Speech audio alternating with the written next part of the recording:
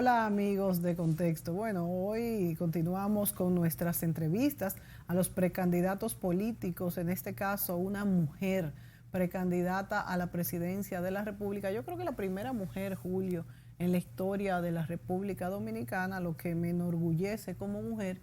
Maritza Hernández es miembro del comité político del PLD y aspira a ser candidata a la presidencia por ese partido. Maritza, yo diría que pudiera decirse que nos tomó de sorpresas a los que no estamos dentro del partido, porque, ¿verdad?, estaba este grupo de los 6 que se enfrentaría a Leonel Fernández, o supuestamente ese era el plan, y Maritza, junto con otros 3 candidatos más, o precandidatos, se une a este grupo que quiere aspirar por la candidatura presidencial por el PLD.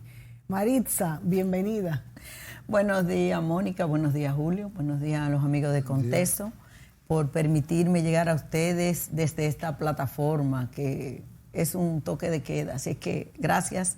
Sí, has dicho algo importante y yo creo que la República Dominicana tiene el derecho de saber que hay una ciudadana que decidió lanzar su candidatura a la presidencia el día 21 de octubre del año pasado en el Palacio de los Deportes, acompañada de miles de trabajadores de la vida nacional, de empresarios, de los pequeños empresarios de la República Dominicana y de la vida social, un frente de abogados y sucesivamente personas que entienden que las capacidades no están fuera del cerebro.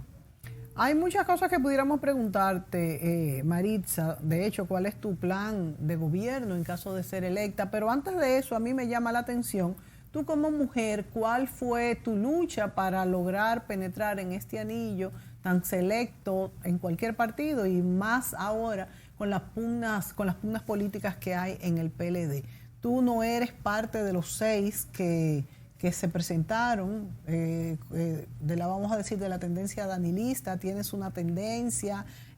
¿Cómo hiciste para penetrar en este círculo? Mira, Mónica, Julio y los amigos de Contexto, yo creo que hay algo importante en la vida de los seres humanos, pero sobre todo los políticos y ya en los nuevos tiempos. La República Dominicana está demandando de políticos coherentes entre lo que dicen y hacen, debe ser uniforme, porque es la manera en que te ganas el respeto, que no se exige, sino que se gana. Y debo decirle a ustedes con toda franqueza qué es lo que ha transcurrido durante toda mi vida. Ingreso al PLD cuando apenas no había cumplido los 13 años de edad, en un municipio de la provincia de Atomayor, y empecé a crecer desde el 78 participando en política, que aunque no tenía la edad para votar, me tocó la responsabilidad de asumir lo que era tradicional en todos los compañeros lo que éramos miembros del partido. Y así se fue dando, desde pasar por todos los estamentos del partido hasta lograr llegar al Comité Central en el 2005, elegida por votos a nivel nacional e internacional, y logro conseguir alrededor de más de 170,000 votos, que en ese tiempo para la membresía del partido era acoger a una candidatura.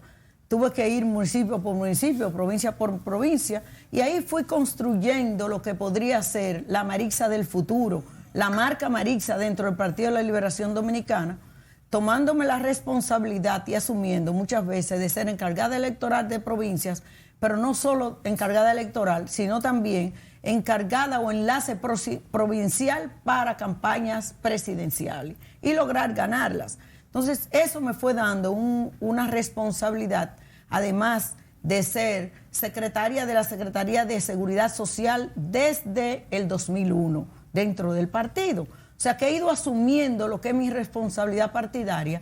Ahora bien, manteniéndome solo hablando en mi centro organismo donde me correspondía, el Comité Central y todo lo demás, por lo que la gente no me veía como la contestataria que a todo salía, que de todo opinaba, sino haciendo mi trabajo. Pero me di cuenta que la República Dominicana ya necesitaba que una de nosotras tomara la decisión de salir a decirle al pueblo dominicano: aquí estoy yo. Pero mira, la pregunta que me haces es una pregunta que el pueblo voy a aprovechar Contexto para decirle. Después del 2000, desde el 99, que fue en la primera campaña que me involucré directamente para una presidencial a nivel nacional, fue acompañando al compañero Danilo Medina en esas aspiraciones de ser presidente en el 2000. No se logró. Llegué a vincularme con él del trato afable que tenía el compañero Danilo y de escuchar a los compañeros y de darle los espacios. Él fue la primera persona dentro del Partido de la Liberación Dominicana que me dio espacio a pertenecer, y no solo eso, sino que me dio responsabilidad provincial, que es donde el político se empieza a hacer, porque el político no nace, se hace en el transcurso del tiempo. Y luego, a partir de ahí, me dio la responsabilidad de ser viceministra, que aunque fue en los gobiernos del compañero Leonel, fue él quien decidió que yo estuviera ahí al frente del ministerio, y luego me hace ministra en el 2012. De trabajo. O sea, de trabajo, que me dio la responsabilidad de visibilizarme como política, y me dio la oportunidad también de conocer al pueblo dominicano y de trabajar para mi pueblo, para mi país, dentro de lo que me gusta, que es el servicio. Pues bien, cuando salgo en mis aspiraciones, le estoy haciendo porque el pueblo debe saber. En el 2011 yo le había comentado al compañero Danilo que después de él ser presidente yo iba a buscar la presidencia de la República. Y se lo dije a él de manera privada en una reunión que tuvimos en el comando de la Sarasota. Y luego se lo repetí nueva vez en el 2015. Le dice, vamos a hacer todo para que usted gane por segunda vez, porque yo creo en el modelo norteamericano, los 8 años y nunca más. Y por eso voy a trabajar duro para que usted sea el presidente, sin tener que con ello hacer nada que para mí sea antiético y lo que yo considero que no debe hacerse. Entonces, ya diciéndole esto, le estoy diciendo, he estado cercana a él. Ahora, no significa que el grupo que ha estado cercano a él me ha querido cerca. Eso es otra cosa, y lo tengo que decir con toda la sinceridad. Yo lanzo mi candidatura el 21 de octubre de 2018, cuando todos los medios cubrieron, y fue una sorpresa, como tú lo acabas de decir, para el país. Y no así, no me llamaban nunca para hacerme parte de lo que ellos entendían que era una candidatura, y mucho menos apoyarme. Pero tengo que reconocer hoy aquí que la prensa nacional y muchos compañeros que no tienen quizás no están tan reconocidos porque no están en los medios, porque no tienen cartera, me han dicho, no pare, compañera Marixa, porque nosotros la conocemos y sabemos de lo que usted es capaz. Usted es una mujer que trabaja, una compañera coherente, una trabajadora incansable del Partido de la Liberación Dominicana, que ha dado todo, cercana a la gente, cercana a lo que entiende, y sobre todo que siempre busca la unidad del Partido de la Liberación Dominicana por encima de cualquier situación. Entonces, ahora, ya en la última oportunidad, cuando el Comité Central nos escoge, y dentro de los que entro yo, y voy a decir algo más en contexto, señores, ahí hubo mucha gente que se pudo haber quedado, dentro de ella yo, dentro de ella el compañero Leonel, porque no tenía todos los votos del 33%, yo dudo que lo tuviera. Ahí, eso no se contó. No, pero que no se contó porque el compañero presidente, que en ese momento para mí es uno de los demócratas más acabados que hay, independientemente de lo que la gente quiera endosarle o no. Yo digo yo como lo conozco. Yo dije, hasta muchas veces dije en muchos medios de comunicación, aquí no en este programa, en otros medios, en este mismo canal, dije, yo hasta que no escuche que él diga con su propia voz que va a buscar la elección, yo no lo creo. Porque tengo muchos años trabajando con él y conociéndolo. Y después dije en muchas ocasiones, ¿habilitarlo? Sí, estoy de acuerdo que se habilite. Ahora, quien reelige es el pueblo. Quien habilita la Cámara de Diputados. No, ¿Quién postula el partido o repostula? Eso es otra cosa. La gente lo que pasa es que confunde mucho los conceptos y los términos. No sé, dije, en ese momento él se paró en el Comité Central y dijo, no, si nosotros hemos abierto unas primarias abiertas, valga la redundancia, a todo el pueblo dominicano para que tenga la oportunidad de elegir dentro de los precandidatos que nosotros tenemos, entonces, ¿por qué evitarle a los compañeros que han lanzado aspiraciones y que quieren aspirar, que no tengan la oportunidad de que el pueblo los elija?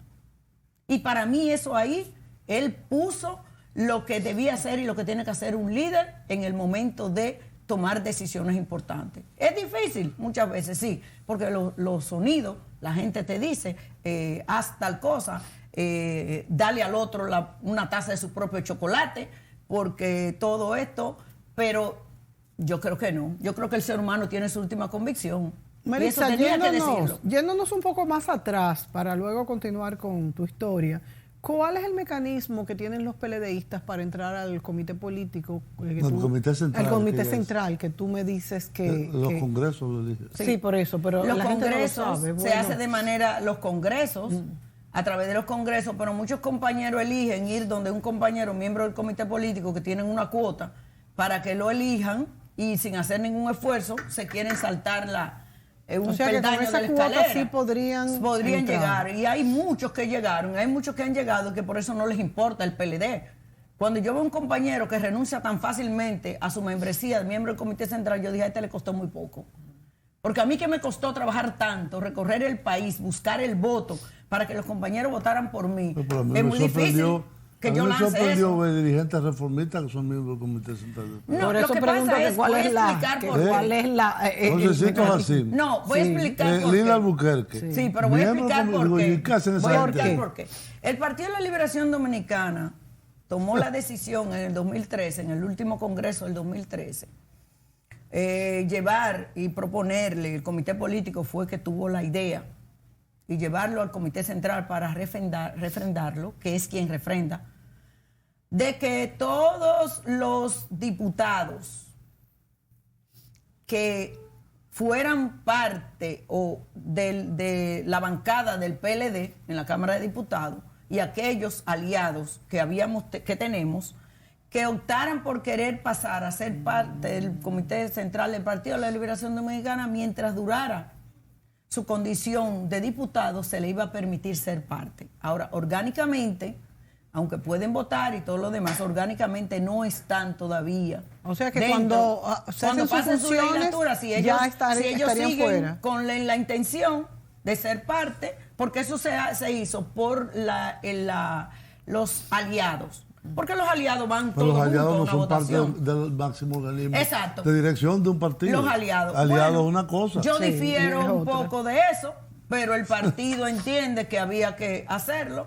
Y nosotros, como en el Comité Central se refrendó. Y yo digo refrendamos porque yo sola no iba a levantar la mano y decir, no lo hago. Todo fue unánime. No, pienso que no fue unánime, nunca es todo unánime. Siempre hay gente que se queda con el brazo cruzado, pero no se nota mucho, porque si hay una mayoría. Además, nosotros todavía en el Comité Central, que no se hace en el Comité Político, todavía en el Comité Central nosotros seguimos manteniendo el método del centralismo democrático. O sea, la minoría se tiene que acoger a la mayoría. Entonces, a veces en el comité político no surge así. Teniendo mayoría, la mayoría permite que la minoría, por situación de que para ir todo suave y no quieren enfrentar a veces situaciones que deberían enfrentar. Y yo siempre digo que las situaciones que vengan hay que enfrentarlas de la mejor manera, escuchando como sea. Porque en la medida que tú vas acumulando un conflicto que se va acumulando con otro y otro, cuando explota va a ser como la cerveza. La cerveza no, hay otro, la champaña, que sí, es peor. Claro. Aunque nos sorprenda, como decía Julio Ortega, que reformistas, por ejemplo, famosos, ahora sean parte, y de otro partido, de cualquier partido, ahora sean parte del Comité Central.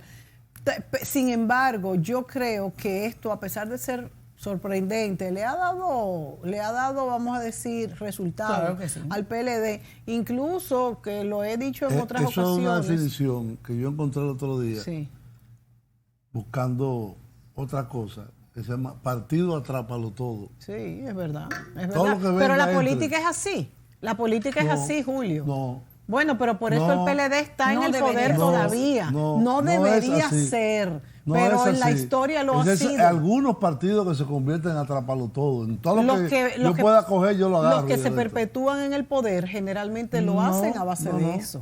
Yo pienso que, perdón la interrupción con ustedes, yo pienso que nos está demandando, está exigiendo la población, la sociedad dominicana, aunque mucha gente dice que no te debes meter, que no debes opinar contrario a lo que dice la mayoría, pero yo soy de las que pienso que siempre debemos haber personas con la idea crítica. Claro, por supuesto, si no existe eso, porque ya no vamos a pensar más nada. Si seguimos como sin importarnos, sino dándole quiesencia a todo lo que venga, por no caerle mal a alguien, por no dejar de decir algo, entonces, ¿qué vamos a lograr? No, Miren, un país que no tiene personas con sentido crítico, mejor se no remueve. tiene nada que Claro. hacer. Entonces, por eso yo digo, la mejor oportunidad es la que tengo yo ahora en estos momentos.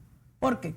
Porque a pesar de que ha sido muy fuerte la lucha, porque digo la lucha, y lo digo en buen sentido, ha sido tenaz, he tenido que sacar mucho más de esfuerzo de mi vida para incluso ser reconocida por los medios de comunicación tradicionales y todo lo demás, que aún todavía aparecen personas que siguen confundiendo mi nombre con el de otras personas. Sí. Cuando se habla del aspirante de la presidencia, ponen otra cosa. Periódico. Exacto. Incluso cuando me estaban midiendo, después de yo haberme lanzado, en vez de poner mi nombre, evaluaban a Margarita, que no había aspirado. O sea, es un tema como que creen que uno todavía es tonto y que uno no se da cuenta de que hay una mala intención malsana de no querer visibilizarte. Pero bueno, eso es un tema que poco a poco, y yo no tengo temor ni miedo, porque yo dije, cuando lancé mi candidatura en el Palacio de los Deportes, que este era un proyecto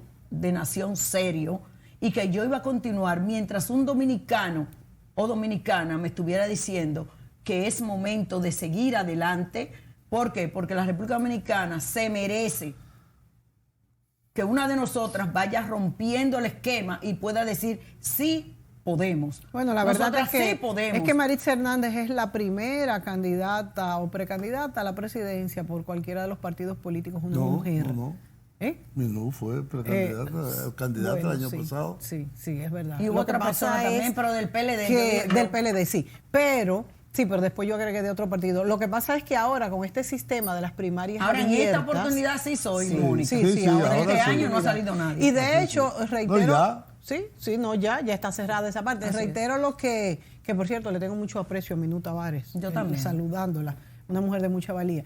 Pero que reitero lo que había dicho antes, que esta situación, esta coyuntura de hacer las primarias abiertas por el PLD, que yo incluso en principio dije, bueno, pero es que me parece absurdo, porque los que tienen que votar son los miembros del partido, pero reitero que ha dado un resultado tremendo porque ha colocado al PLD en el ojo del ciclón, del huracán, y todo se mueve alrededor de estas primarias del PLD como si fueran unas presidenciales. Vamos a una pausa. Vámonos, volvemos, señores.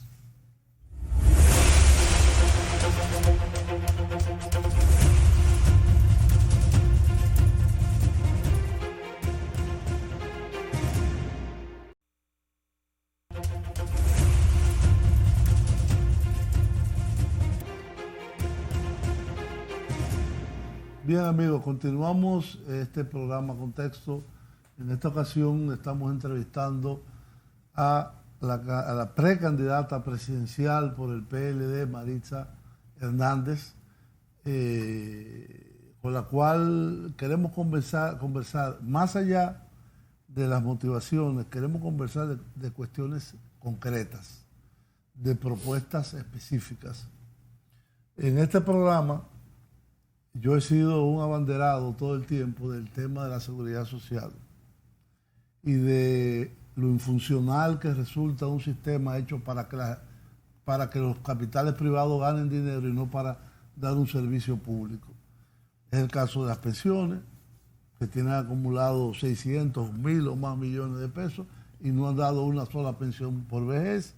Es el caso de la salud, donde los rebotes y las cosas, esto no califica, esto no va, etcétera, etcétera, se convierte en el día a día. Y evidentemente, ya que tenemos un sistema que es de cotización de todos los asalariados, todo el que tenga un salario tiene que cotizar, obligado. Digamos que ese es el principal aporte que se hizo en el año 2001.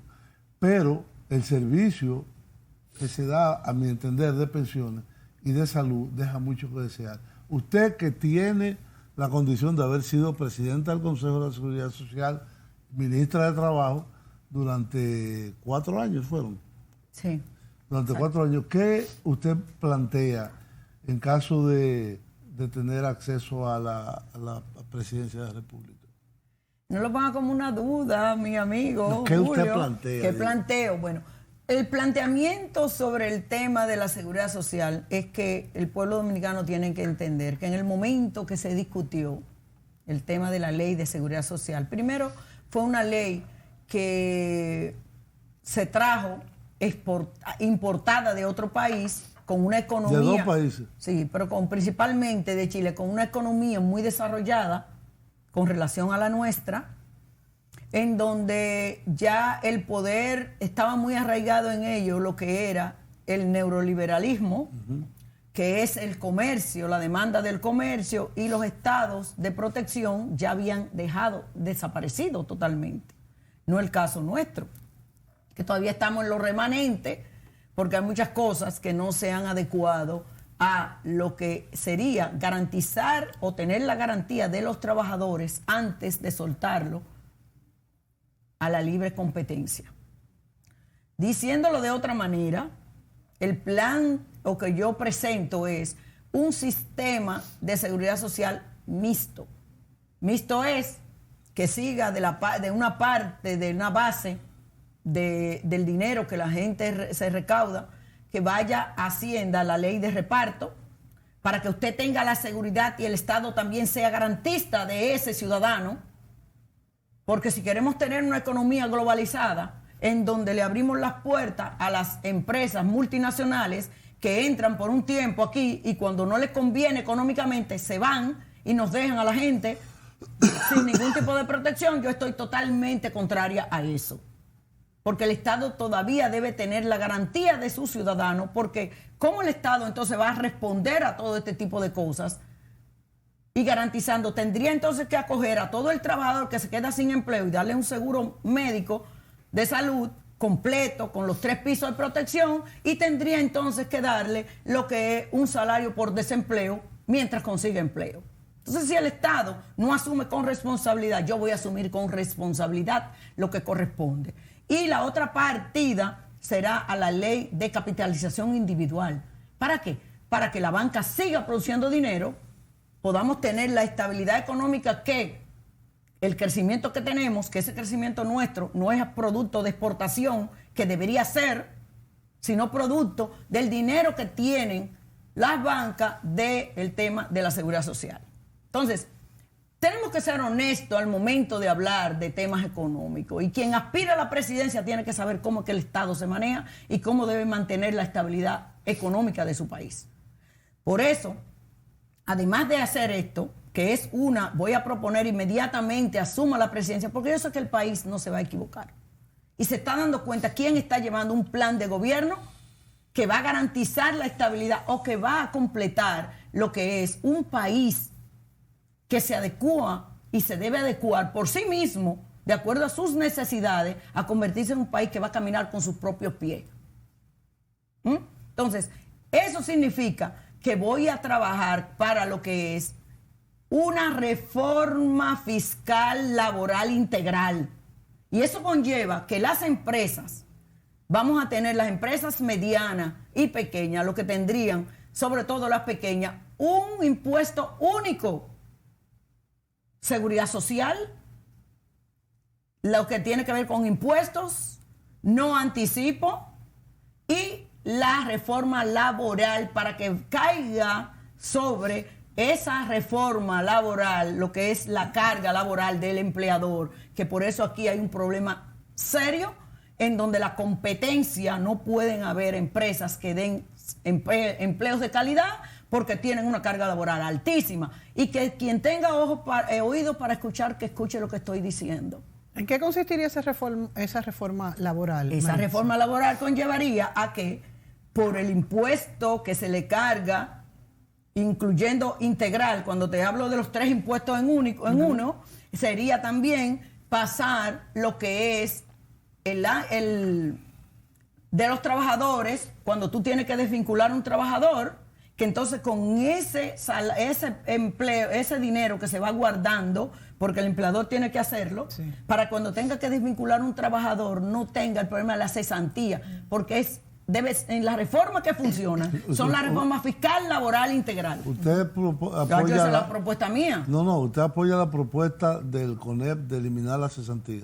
Es que el CONEP lo quiere hacer así, como si fuera sin dejar nada. No, no es así. Es una reforma. Por eso yo dije que era ministra de Trabajo. Es un trabajo muy serio Y no se puede ser fanatizado. No se puede hacer donde yo te quiero quitar a ti y quitarme yo la responsabilidad sin dejar a los trabajadores. ¿Dónde lo vas a dejar enganchado?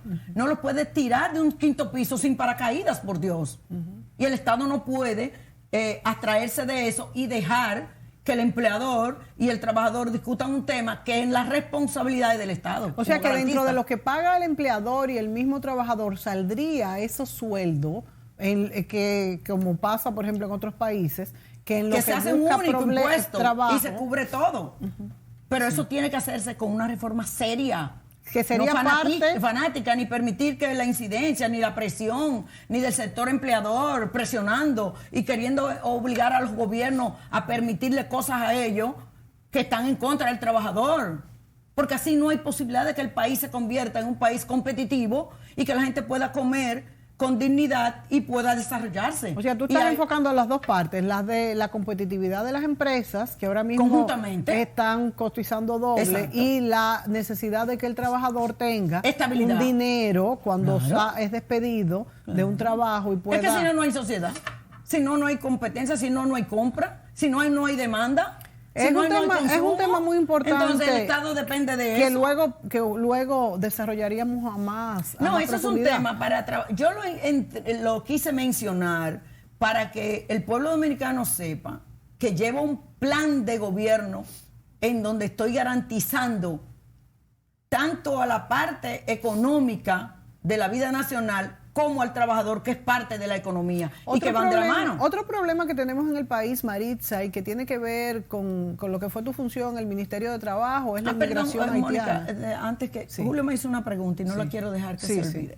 Julio, te preocupó mucho el tema, y lo dijiste muy claro, sobre el tema de empezaron primero por la última parte, que fue la pensión. Bueno, ahí se queda claro. Pero cuál era el objetivo. Se inició por ahí, para ganar dinero, para acumular fondos y no tener que dar pensiones. Todavía hace 15 años que entró en vigencia en el 2003. Más de 15, 16 ya. Entró en vigencia la parte de pensiones del régimen ese de la ley 8701.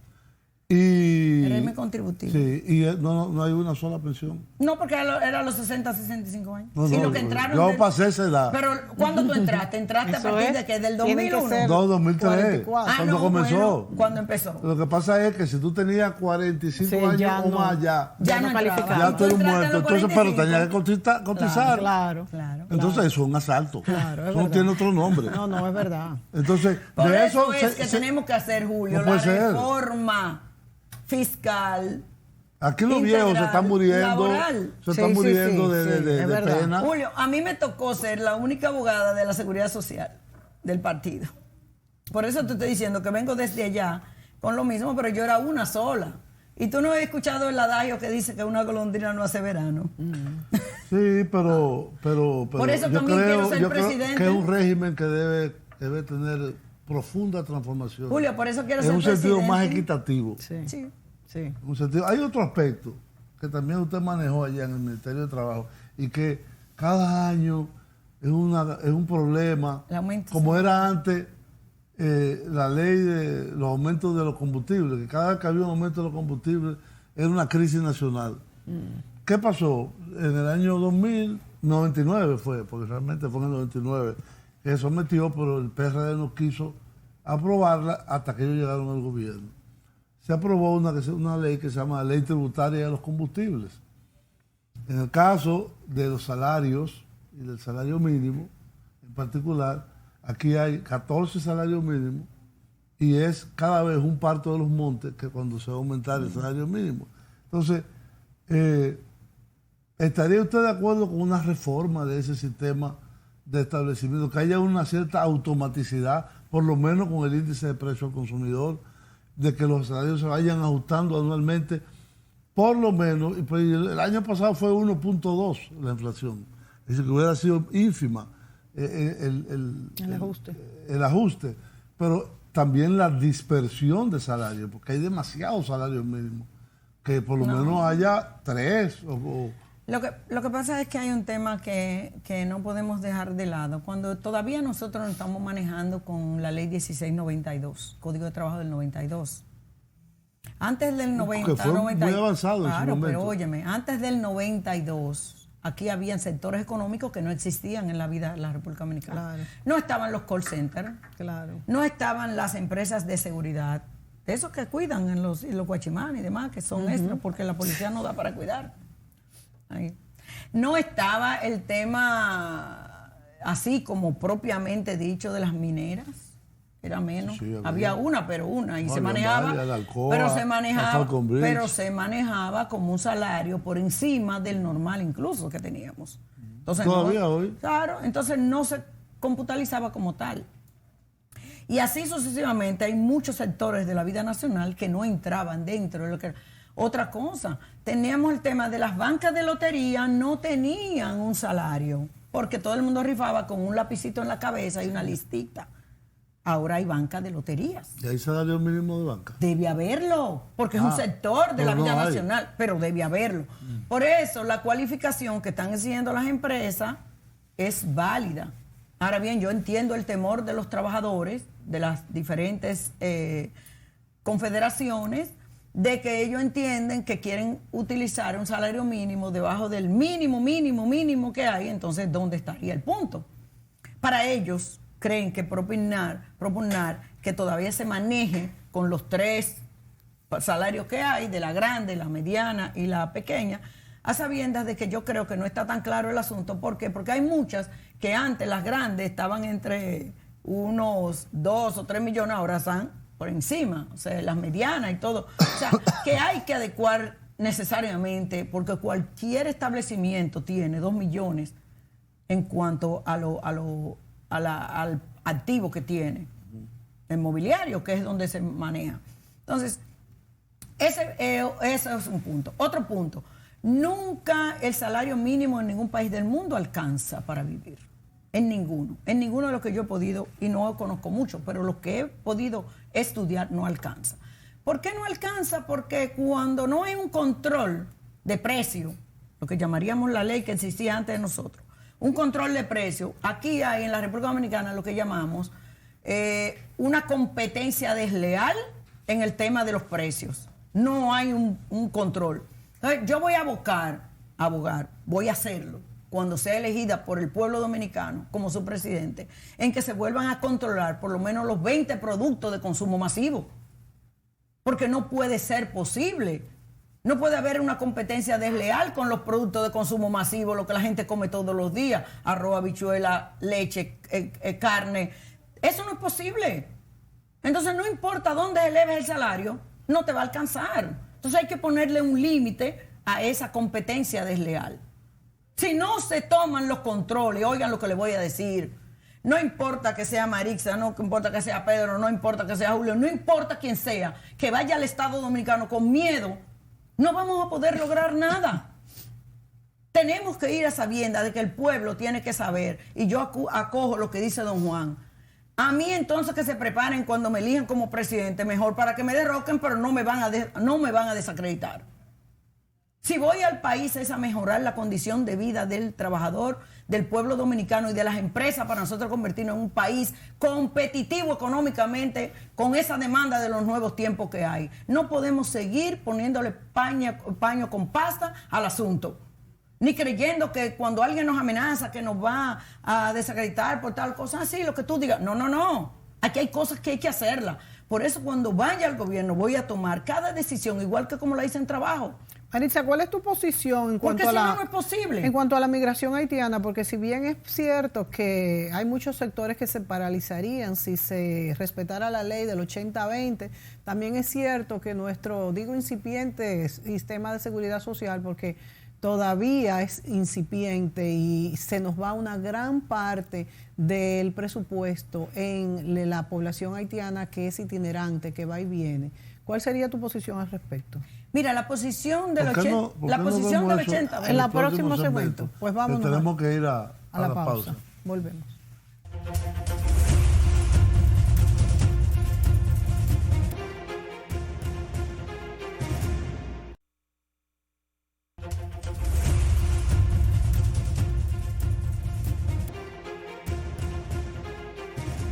Bien, amigos, volvemos con su programa Contexto. En este caso estamos entrevistando a la señora Maritza Hernández, precandidata presidencial por el Partido de la Liberación Dominicana para las próximas primarias que se celebrarán el día 6 de octubre y en la cual hay 11 precandidatos. En el segmento anterior, Mónica le preguntaba a la candidata, la precandidata, cuál era su posición sobre la migración haitiana, debido a que, según entiende ella, se lleva una parte del presupuesto dedicado a salud y a educación también. Sí.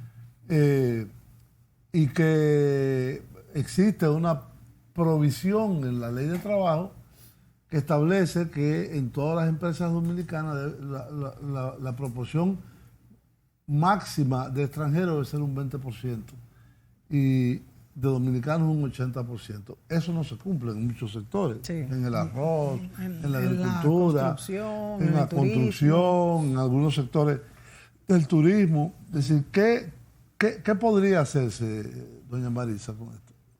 Miren, lo primero es que la ley 80-20 el código. En el código se establece el 80-20, pero el 80-20 deja dos sectores fuera de lo que conlleva ese cumplimiento. Y hasta ese momento eran el de la caña de azúcar, sí. El corte de la caña de azúcar, que bien es cierto que la modalidad era que el Estado Dominicano era quien tenía que autorizar la cantidad de braceros que había que traer a la República Dominicana y que inmediatamente a terminar a la zafra debían ser devueltos a su país de origen. La República Dominicana, como todos sabemos, los estados se hacen a veces de la vista gorda, para no decir otra palabra, con un acto de irresponsabilidad en donde no asumieron devolverlos porque entendían que era más costoso para ellos.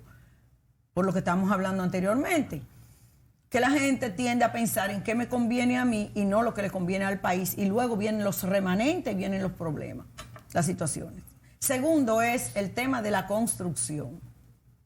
La construcción es una realidad.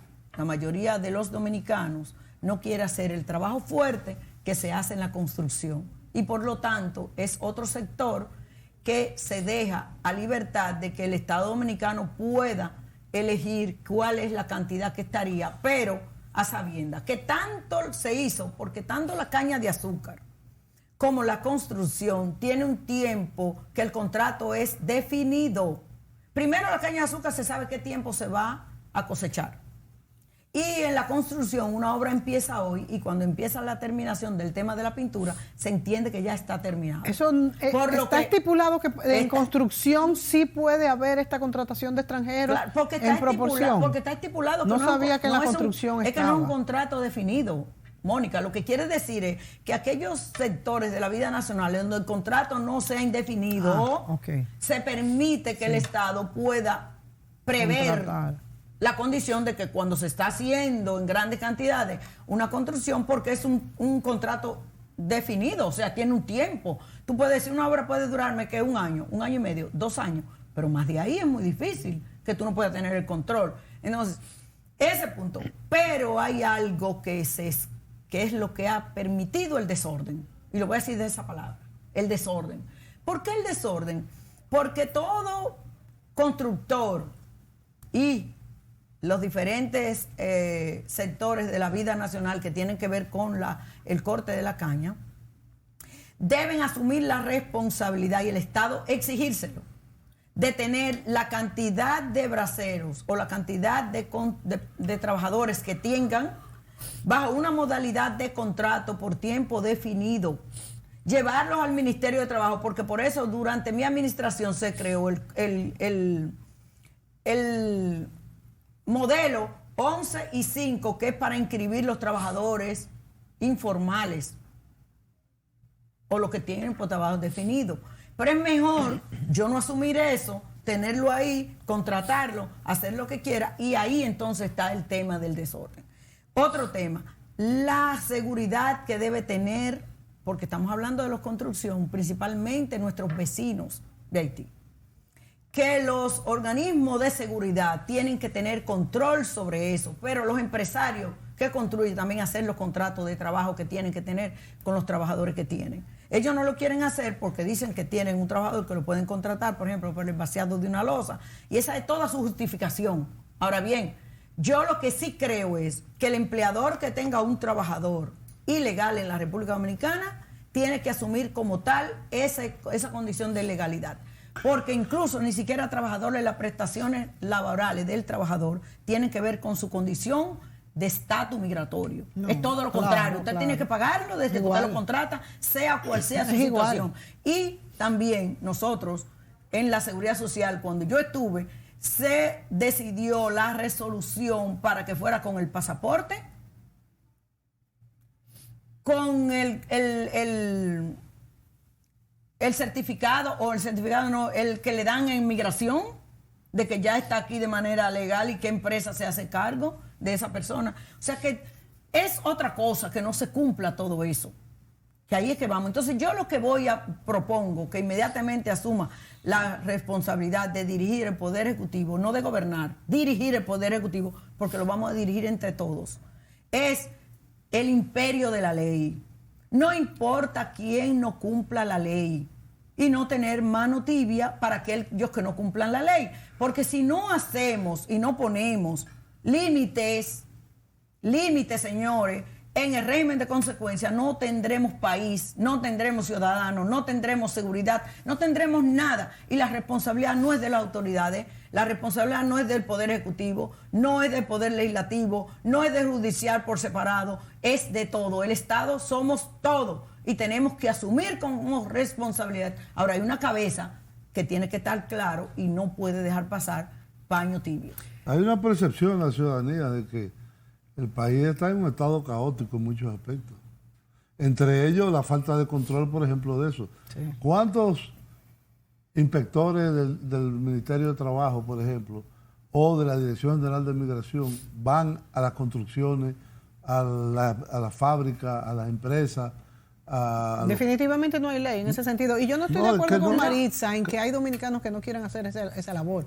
Una cosa son los que, por ejemplo, los de las zanjas y el trabajo bruto, pero hay muchísimos otros trabajos que el dominicano quisiera hacer. Cuando yo estuve en trabajo, se presentó la CNTU, que no me gusta hablar de confederaciones, a exigirme el 80-20. Y yo les pedí que me llevaran todo lo que ellos tenían como plataforma de trabajadores de la construcción que quisieran ir a trabajar a las construcciones. No, yo estoy de acuerdo que no puede. Habría que desmontarlo yo te voy a decir la verdad. Y cuando fueron, que el salario que se había dispuesto en el consejo, en el consejo de salario, sí, no era suficiente, que eso no era, que un varillero no debía ganar eso, que Juan, que Pedro, que por allá. Entonces, si se había discutido en salario cuál iba a ser el monto, y hay un monto establecido, entonces, porque tampoco se pueden dejar los sectores así, claro, como digo, la brigandina, como decían mi abuela, no es una palabra, es una palabra nada más dominicanismo. No se puede, pero sí nos damos cuenta que a veces la gente, ahora hay un sector en donde sí hay que hacer una vigilancia fuerte, y es en el sector turismo. Que está igual. Que ahí cada quien quiere hacer. Incluso los restaurantes de la República Dominicana que tenemos ya ahora todos de los son países, extranjeros. Que es la oferta de la demanda de mano de obra barata, claro, que quieren llenarnos el país de situación. Entonces, bien, pero hay algo que voy a decir. En el gobierno, porque yo voy aquí a hablar de soluciones, por eso estoy aspirando a la presidencia. El Ministerio de Trabajo, que ha sido la cenicienta de todos los gobiernos, y lo voy a decir con toda responsabilidad, porque no se ha entendido que el Ministerio de Trabajo es un ministerio económico, no social. Claro.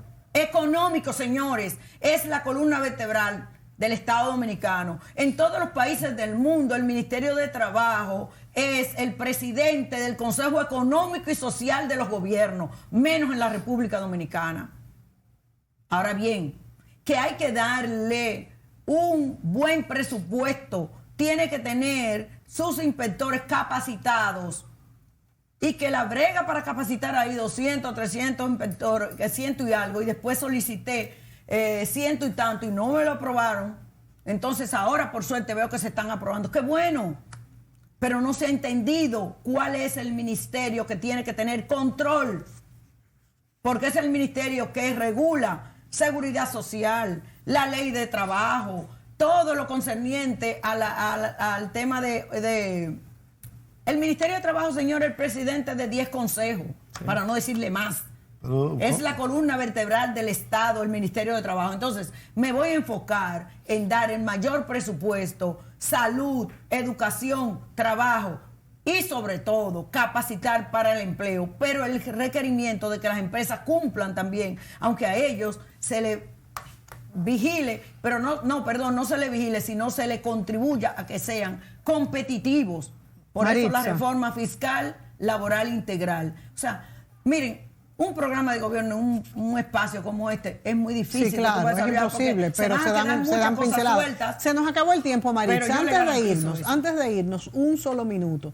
Se han destapado enormes conatos de corrupción, enormes, todo lo que hemos visto y que incluye narco y de todo. En un gobierno tuyo, en ese sentido, ¿cómo se enfocaría? El imperio de la ley. Aplicación del imperio de la ley y el régimen de consecuencias, sea para quien sea. El hijo del funcionario, el hijo de Juana, la del barrio, el hijo de quien sea. Quien lo haga.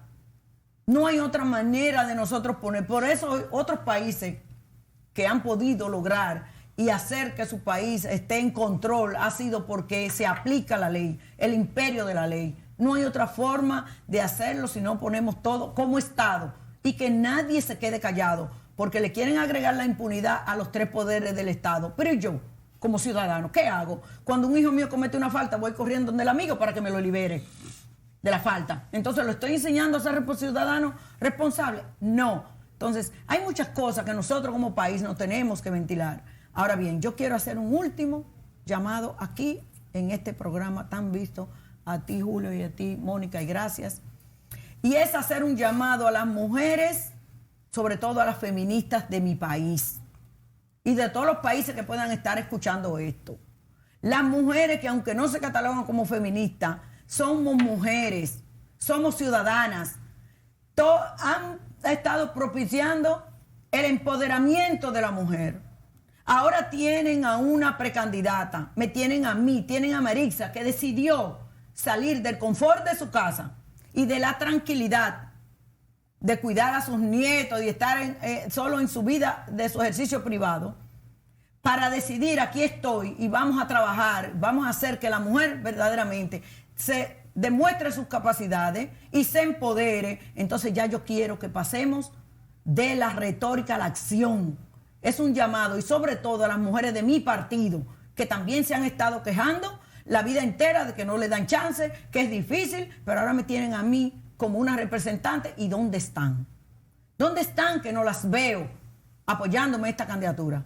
Muchas felicidades, Maritza. Gracias. Este espacio estará abierto para que puedas divulgar tus planes como candidata a la presidencia. Hasta la próxima, amigos.